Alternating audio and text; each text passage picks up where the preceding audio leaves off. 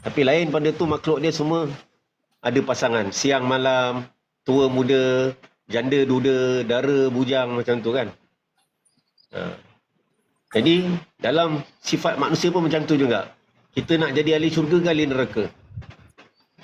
So dalam dakwah ni pun macam tu. Tuan-tuan nak ikut dua golongan. Satu golongan yang menerima dakwah. Atau golongan yang berdakwah macam para nabi, para rasul dan para sahabat. Dan satu golongan lagi nak jadi Abu Jahal, Namrus, Fir'aun, kaum Ad, kaum Samud yang membenci dakwah. So tuan-tuan nak pilih yang mana? So jika dalam hati tuan-tuan benci tengok orang buat dakwah, mana tuan-tuan kena ikut golongan yang benci buat dakwah lah di akhirat besok. Sebab Nabi kata jelas, kamu akan dibangkitkan di padang mahsyar bersama mana golongan-golongan yang kamu taksub kat dunia. Kalau kamu taksub ikut cara Fir'aun, cara Namrus yang benci orang buat dakwah, tu standby lah untuk bangkit bersama Fir'aun di akhirat. So tahun ni tak payah pergi raya lah. Sebab apa? Buat apa Fir'aun nak beraya?